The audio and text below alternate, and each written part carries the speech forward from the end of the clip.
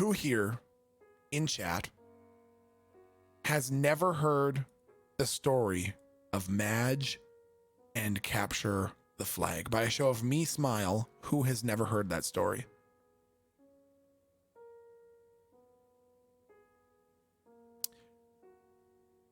Oh, Lil Seha.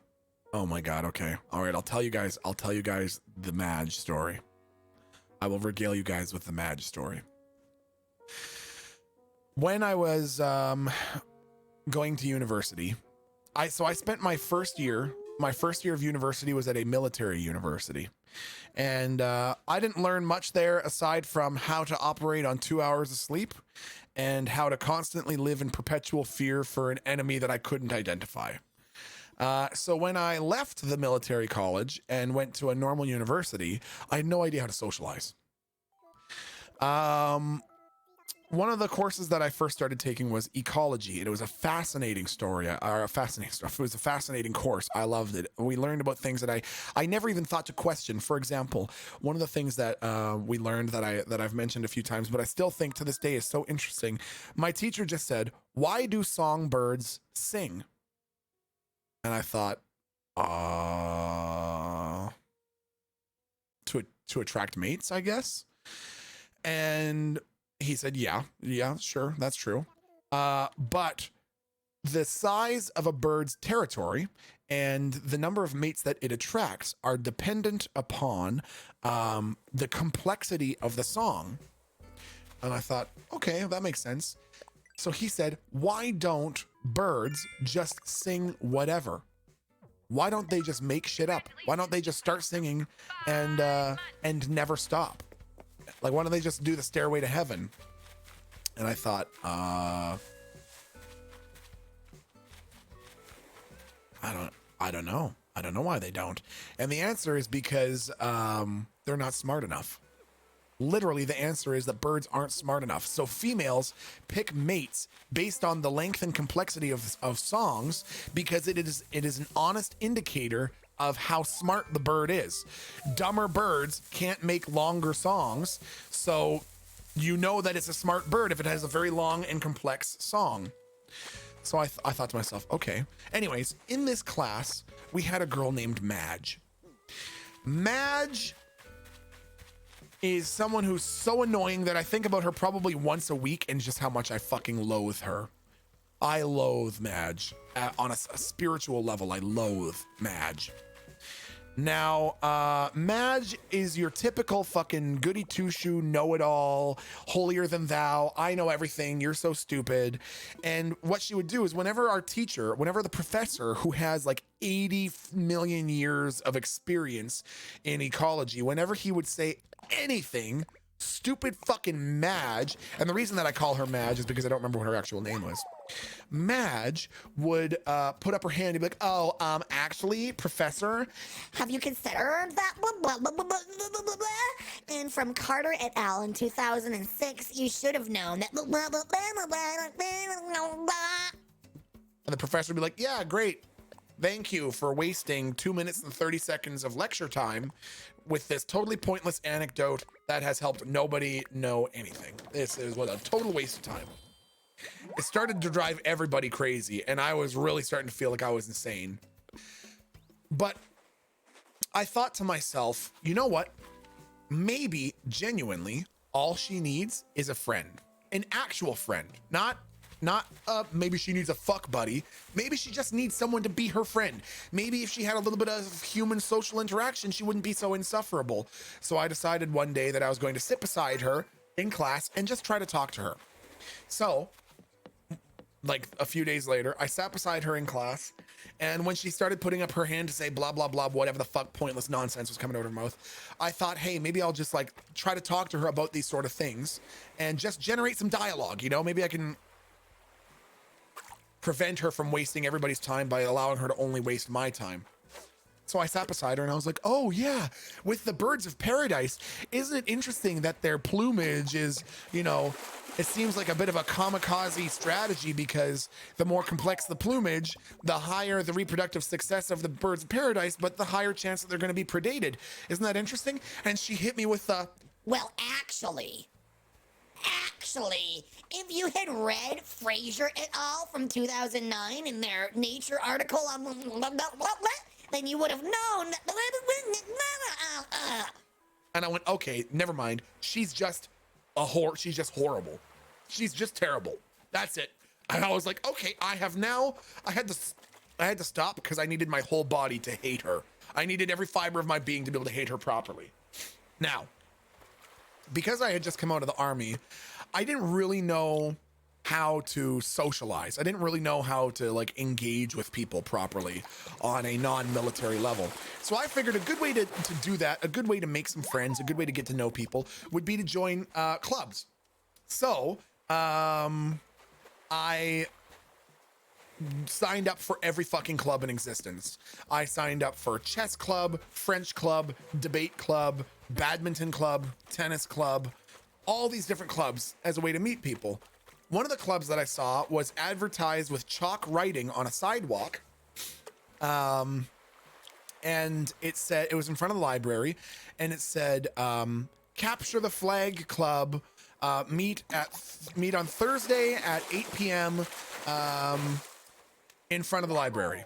And I thought, well, that sounds pretty cringy, but you know, whatever, maybe I'll give it a shot.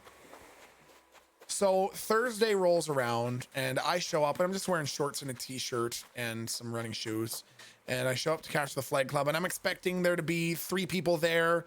Probably 2 of them will smell very strongly like body odor and will be wearing old tattered Dragon Ball Z t-shirts and talking about how they wish that they had a chance to treat a woman properly or something, and that their bitch friend Elizabeth has friend zoned them and all sorts of uncomfortable shit like that.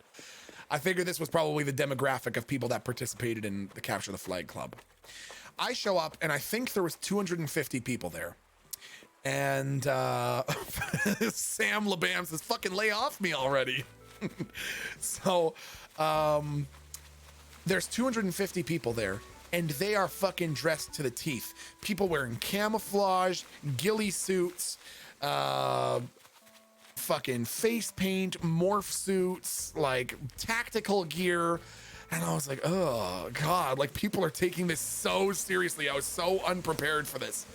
So anyways, the people who are supposed to organize the club also are from Victoria, and from anyone from Canada, especially anyone who's been to Vancouver Island, would know that Victoria is definitely the center of the biggest, like, hand-holding, kumbaya singing, hippie fucking commune on the planet. So these guys showed up and were like, whoa, dude, I forgot we were playing Capture the Flag, dude. We forgot the pennies and we forgot the fucking flags, man. Oh, darn, dude. So we're like, okay, so we're trying to like troubleshoot, and they're like, oh, hold on, dude, what if we just go short sleeves versus long sleeves, and then instead of having flags, we could just use bicycle lights instead of flags, man. Oh, that's perfect. So we set up the game so it's short sleeves versus long sleeves, and the flags are replaced with flags, and instead we're using fucking bicycle lights. I'm looking around at who my teammates are, and wouldn't you know who I fucking see? Madge. And she's there, and she's wearing black combat boots, black turtleneck, black gloves, black pants, black scarf, black toque, like she's Jason fucking Bourne. And I thought, of course she's wearing that. Of course she can't just do something for fun. She has to do something to be better than everybody else. And I thought, oh, and I realized she was wearing a turtleneck. So I was like, okay, my life goal, my entire objective in this game, I don't give a fuck about win or lose. I just want to tag Madge. I want to be the one to tag her as she's trying to get our flag, or get the flag myself, and then be able to be, fuck you, Madge. Ah! So the first like 5 or 6 games, I ran to the other side, and what they did was, the way campus was divided was a giant circular road called Ring Road that was split down the middle. It's a 3.1 mile road in a circle, and it's split down the middle. So we just divided it half on one side, half on the other. The first 5 or 6 rounds, I thought she was on your team. No. She was wearing a turtleneck. I was wearing a short sleeve t-shirt. So we were on different teams. So the first 5 or 6 rounds, we lost immediately because nobody stayed on our team to do defense. So I'm a pretty big guy and was pretty fat and sweaty, and realized that I was gonna have to do defense. I couldn't keep sprinting over there and have our team lose. And now I get tired when I dance for 30 seconds. So I decided to go on defense. So I figured out where our flag was because it was a mystery to me until then. I figured out where it was, and about 25, 30 feet away, there was a hedge, like a cedar hedge. And what I did was I wedged myself into this hedge. And every time I'd see someone come creeping up the side towards our flag, I would jump out of the bush and go, and they would go, ah! And then I'd run up and tag them. I'd be like, oh, you're out. And they'd go, oh, fuck. And they'd have to go to our jail because our side had a jail, right? And they'd go to our jail, and then they'd have to wait for their team to do a jailbreak. It worked perfectly. So over the course of like the next 3 or 4 rounds, honestly, no shit, I probably tagged out 15 people. It was a perfect strategy. It required no skill. All that it meant was I had to hide. It's pitch black outside, so I'm just hiding in this hedge at night, and I'd see some long sleeve people walking up towards our flag, and I would just jump out and go, and they'd go, ah! And then I'd run up and tag them, and they'd go, oh, fuck, and I'm like, you gotta go to the thing. So I'm sitting there, and after like a total of maybe 8 or 9 games, I was absolutely camping 100%, absolutely. So after like 7 or 8 games, wouldn't you notice who I see sneaking and creeping along the side of the library headed towards our flag? Fucking Madge, in her black pants, black turtleneck, black gloves, black boots, black scarf, black fucking toque, walking along. And the best part, she gets to the fucking sidewalk and like does one of these and then just starts walking towards our flag. She was so fucking smug. She was like, no one's here. Easy clap. And just starts walking towards our flag. I was so mad that when I saw her, I jumped out of the bush and it was like, and she goes, and turns around and starts sprinting back to her side. And I thought, oh, fuck. I prematurely ejampulated because she was still 30 feet away when I jumped out of the hedges. And now she's sprinting back to her side. And I was like, oh, fuck. So the thing about your boy Milty, I'm not much of a long distance guy. I'm not much of a long-term cardio guy, but sort of like Gimli from Lord of the Rings, I'm dangerous across short distances.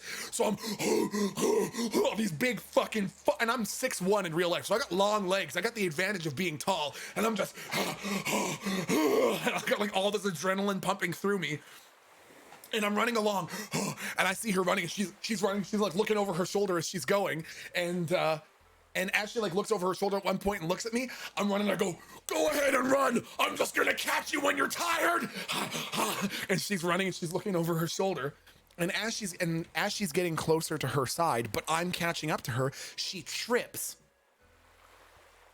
over a fucking tree root and falls over. She fell pretty hard, but still, she like fell on a tree root. And so as I run up to her, I realize that she's crying. Like, oh, my ankle, oh no. Like and I'm expecting her to pull the whole like, oh no, I tripped and I hurt my ankle. Oh, it would be in bad taste for you to tag me out now because I'm hurt. So you can't tag me because I'm hurt. And that would be in poor taste to tag me when I'm hurt. And yeah, no mercy for Madge is exactly what I'm thinking. So I go up to her and I'm like, I'm all pumped up and I'm like, crying is not gonna help you now. And she rolls over and she looks at me and she goes, ah! What the fuck? And I realized I did not recognize this girl. This was not Madge. This was a girl who was walking to the bus stop after her night class. She wasn't even playing Capture the Flag. Now the Rolodex of my mind starts rewinding And I realize that this fucking girl who was walking to the bus stop after her night class, that's why she was just walking down the sidewalk casually, because she was walking to the bus stop. And a fat, sweaty man jumped out of a bush and went, and she went, ah! And started running away. And as I'm chasing her, I go, oh, I'm just gonna get you when you're tired. And then when she falls over, I go, oh, crying ain't gonna help you now. And I was like, I almost threw up. I looked at her and I was like, oh my God. Oh, Jesus Christ.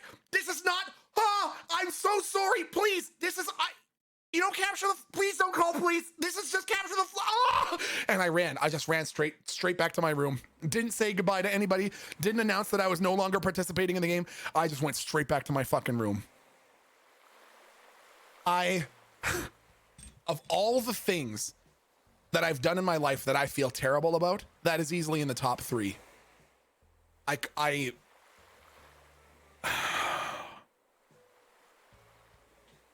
just need you guys to know that, okay? I can't, this poor girl. I'm glad that she found out really quickly. Within a matter of 20 seconds, she found out that it was just a mix-up and that I was playing capture the flag. It wasn't some long protracted event, but oh my God. Fucking Madge, man. Did I ever see her again? Are you kidding me? No. Fuck no.